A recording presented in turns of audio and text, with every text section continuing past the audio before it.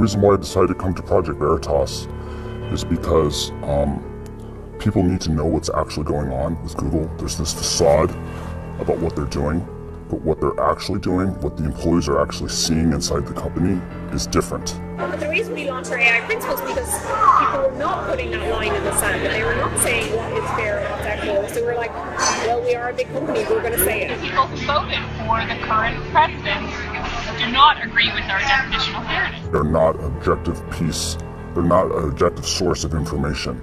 But then there are teams which are called ML Fairness. ML Fairness, the teams? Fairness, like, yeah. You know, you need to be fair. We're also training our algorithms, like if 2016 happened again, would the outcome be different? They are a highly biased political machine that is bent on never letting somebody like Donald Trump come to power again. 2020 is certainly on top of, now my old organisation, Trust and Safety, is top of mind. They've been working on it since 2016 to make sure we're ready for 2020. This is a Goliath-eyed butt of David trying to say that the emperor has no clothes. He got called in front of Congress multiple times. They can pressure us, but we're not changing. Being a small little ant, I can be crushed, and I'm aware of that. But this is something that is bigger than me. This is something that needs to be said to the American public. Elizabeth Warren is saying that we should break up Google. And like, I love her, but she's very misguided. Like, that will not make it better, it'll make it worse, because now all these smaller companies who don't have the same resources that we do will be charged with preventing the next Trump situation. It's like a small company cannot do. And it's like...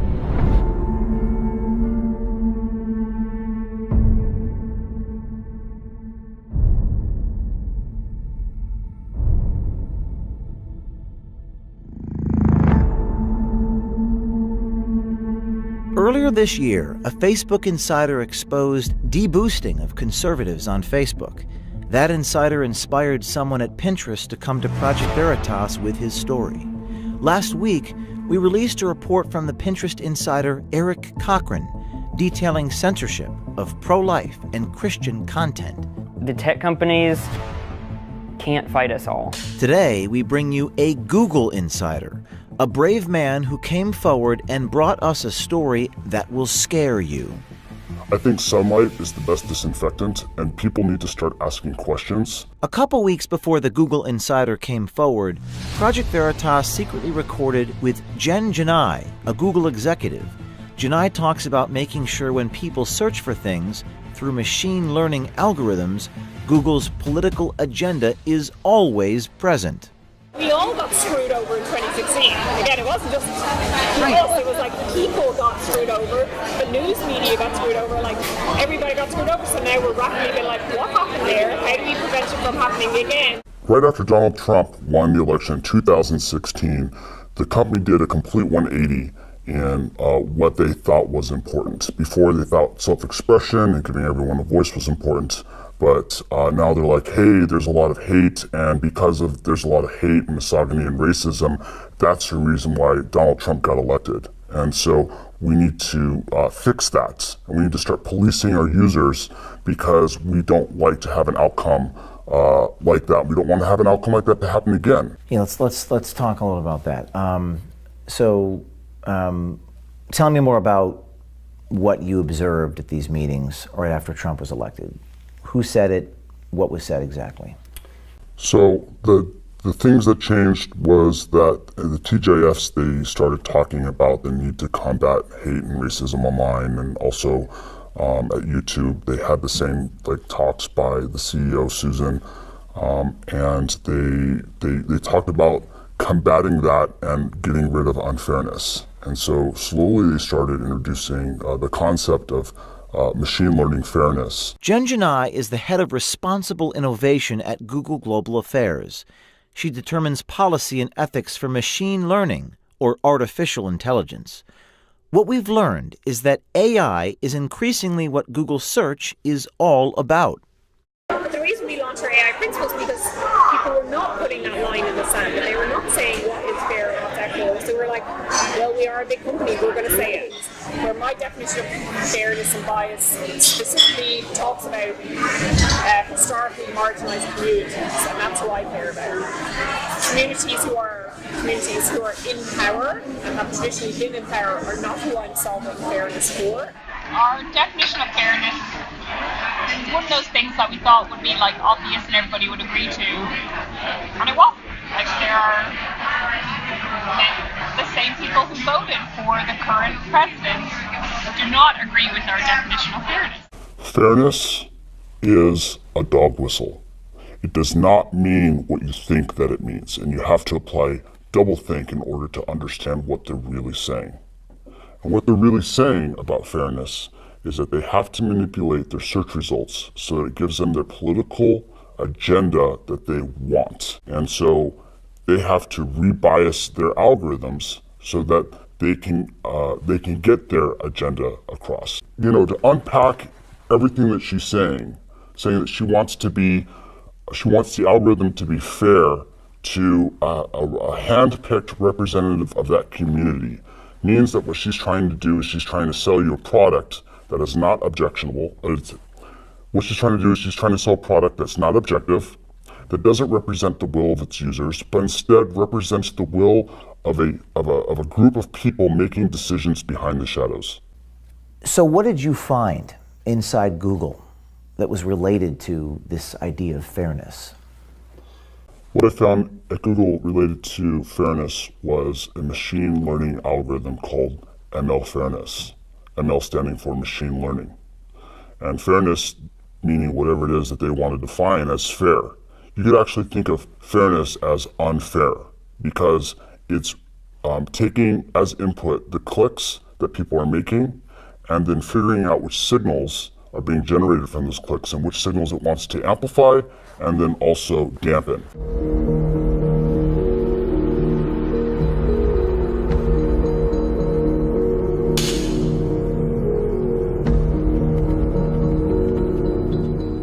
So I have Google.com up in front of me, and I'm going to try to put this AI machine learning thing to the test. I'm going to type in the following words: men can.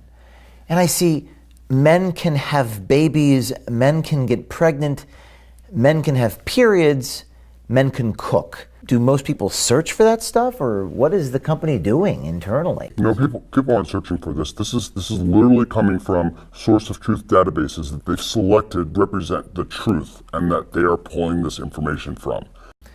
And then we try it again with, let's try this with women can. I see women can vote, women can do it, women can do anything, women can be drafted. Yes. That seems a little interesting. So all these examples are part of the social justice narrative, right? And so the sources of truth that ML Fairness is selecting from to amplify are saying these keywords. And so because that source of truth has been vandalized, the output of the algorithm is also reflecting that vandalism. Project Veritas also received a trove of confidential documents from within Google. This document is about algorithmic unfairness. It reads, quote, "For example, imagine that a Google image query for CEOs shows predominantly men. Even if it were a factually accurate representation of the world, it would be algorithmic unfairness," unquote. Gaurav Gite, a Google software engineer, independently verified the thesis of this document. But then there are teams which are called ML Fairness. ML Fairness, the teams? Fairness, like, Yeah. you know, you need to be fair. Yeah. So they're trying to modify the model such that even if the data for female CEOs is It's low. it's low. This kind of balances out. It still balances out. Now, this is a confidential document, correct? Yes. It's not a document that Google has come out and admitted that this is their process. That's correct. And in this document, it says, I'm going to read from it. In fact, if you brought this up without the document, they would say that this is a conspiracy theory. Wow. So then they wouldn't admit this publicly. They would never admit this publicly. In this document, it says, in some cases, it may be appropriate to take no action if the system accurately affects current reality, while in other cases, it may be desirable to consider how we might help society reach a more fair and equitable state via product intervention. What do they mean by that? So what they want to do is they want to act as gatekeepers between the user and the content that they're trying to access. And so they're going to come in, they're going to filter the content, and they're going to say, actually, we don't want to give the user access to that information because it's going to create an outcome that's undesirable to us.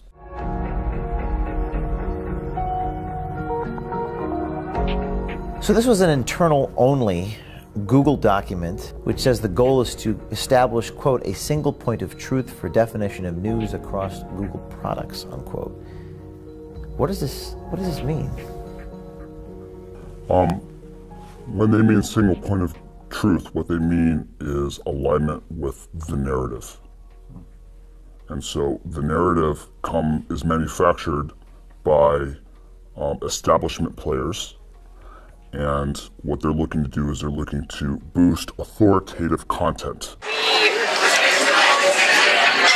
Accusations on around the fairness is that we're unfair to conservatives because we are choosing what we define as credible news sources, and those news sources don't necessarily overlap with conservative sources, and so we're getting accusations of fair from one side.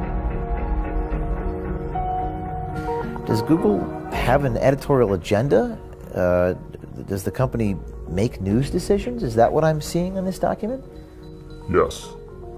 This is describing what's happening with Google News.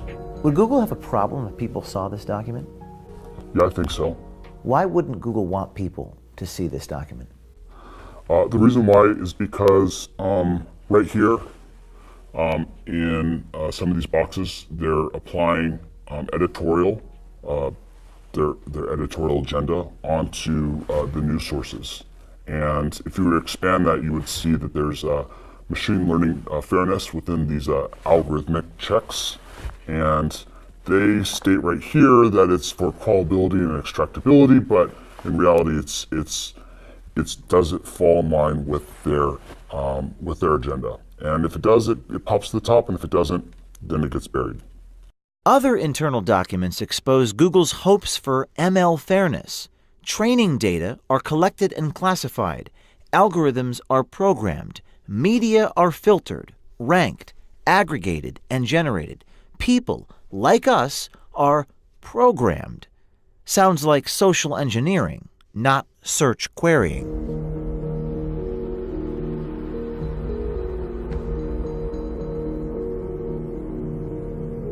Google's power has become a political issue, with politicians on both sides of the aisle debating whether antitrust legislation or other regulations and controls are in order. We got called in front of Congress multiple times, and we've not shown up because we were like, we just know they're going to just attack us. Like, we're not going to change our response, we're not going to change our mind. There's no point in just sitting there being attacked for something that we know we're not going to change. Like, they can pressure us, but we're not changing. But we also have to be aware of what they're doing and what they're accusing us of. Like I said, like, they could just, like Elizabeth Warren, even, I love her, but she's also saying, like, you just have to break up Google and that will solve everything. You have to what? Elizabeth Warren is saying that we should break up Google. And, like, I love her, but she's very misguided. Like, that will not make it better, it'll make it worse, because now all these smaller companies who don't have the same resources that we do will be charged with preventing the next Trump situation. It's like a small company cannot do. And it's like the White House won't play a role in making things more fair, so people are holding us accountable to fill in the gap of what should be done. Right now, there's a lot of chatter in Washington, D.C., antitrust discussions and legislation being mentioned about breaking up Google. How do your bosses or the people that you work with inside of Google feel about that? For the most part, they're ignoring it. To them, it's not even happening. They don't see it as a real threat because it's something that's already happened before and passed. She just said what Google's really thinking, and they won't say in public. But she just said, you know, what a lot of us see and know to be true. And you guys just got her, and she just said the truth. They're not an objective piece. They're not an objective source of information. They are a highly biased political machine that is bent on never letting somebody like Donald Trump come to power again. 2020 is certainly on top top of now my old organisation, Trust and Safety, is top of mind. They've been working on it since 2016 to make sure we're ready for 2020. So training our algorithms, like if 2016 happened again, would the outcome be different? It's unclear what Janai is exactly referring to, but Google's political agenda is undeniable.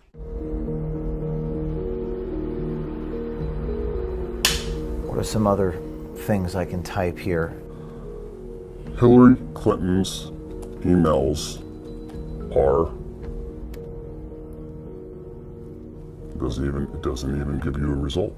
Google is suggesting that people do not search for this term. Is that correct? That's what they're saying. It's not even worth returning any results. But people do search for this. Absolutely, and you can tell that because you can cross-reference some of their other services that prove that people are. If you want to get an example, go to trends.google.com. Okay, I'll do that right now. Trends.google.com. And shall I? Hillary Clinton's emails, yes.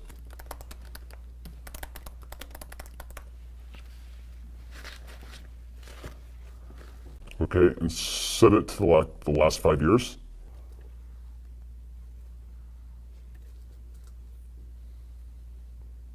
Seems like we had a spike in October of 2016. It says 100.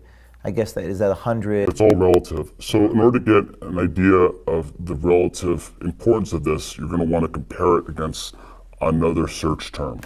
Let's type in Donald Trump's emails. Okay.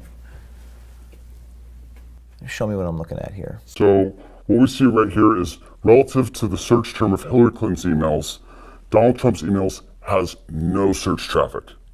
No search traffic. Now let's go back to google.com and search for Donald Trump's emails, and it should show us no autocomplete because according to Google, no one searches for it compared to Hillary Clinton's emails. But it does. It gives us a whole bunch of different examples for autocomplete. So fewer people search for this and it autocompletes, and everyone searches for Hillary Clinton's email and it doesn't. That's right. What's the explanation? Well, according to them, Hillary Clinton's emails is a conspiracy theory and it's unfair to return results based on her emails. And so through their program of ML fairness, they've deleted the autocomplete off the internet like it didn't even exist. How did they do that? Was it manually? Was it a human being? Was it a machine? AI? Well, the way that it works is that they're training the AI now with a bunch of humans that you could consider them social justice warriors or whatever you want to label them, but they are feeding the information and training the AI so that it will return results like this. And when they aren't able to train it, there's actually someone that will go through and manually delete certain keyword terms or put it as a blacklist.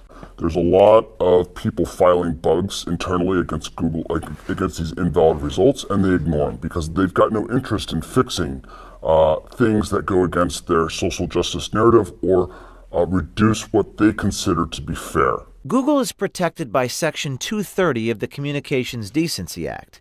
It says, quote, "No provider or user of an interactive computer service shall be treated as the publisher or speaker of any information provided by another information content provider," unquote.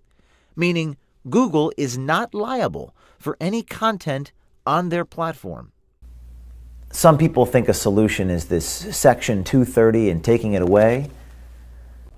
I mean, they violated not only the letter of the law, but the spirit of the law. Section 230 says that in order for them to be a platform, they can't censor the content that they have. And instead, they've decided to act as a publisher, making them responsible for everything that they put on. And they're still masquerading as a platform, even though they're acting as a publisher. It doesn't stop with Google search. Our insider says political biases are censoring voices on YouTube, owned by Google as well. He says the YouTube rollout discussion was at a rather bizarre location. They didn't have it. It was a special occasion that happened in May, and they They invited us all to the Masonic Temple to talk about the future of the company for YouTube, and they described that they were going to have more content filtering. And right after that happened, a lot of the content creators started to get demonetized, and their videos started to get deranked. I'm talking about Dave Rubin, talking about Carpe Diem, talking about Tim Pool, and a lot of the other content creators that are within the YouTube ecosystem just saw their view counts just go through the floor. What did YouTube do to make their view counts go down? So Google is targeting what they consider to be right-wing news commentators. So that includes Tim Pool, Dave Rubin, Stephen Crowder, and a host of other right-wing people that they are coming in and they're deciding that they don't want these opinions to have a wide appeal. And so they're coming in and they're putting their thumb down and they're deciding which content the users are allowed to see. The way that Google is able to target people is that they take videos and then they do a transliteration through using artificial intelligence. And they look at the translated text of what those people are saying, and then they assign certain categories to them, like right-winger or news talk, and then they're able to take those and apply their algorithmic rebiasing unfairness algorithms to them so that their content is suppressed across the platform. Specifically, the insider verified that PragerU, the conservative educational YouTube channel, and talk show host Dave Rubin's videos received heightened analysis in the artificial intelligence program Viacom. Viacom polices YouTube distribution, singling Prager and Rubin out as right-wing and news talk. So they're applying narrative control. What's scary about this to you? What's scary is that Google's deciding what's important and what's not important.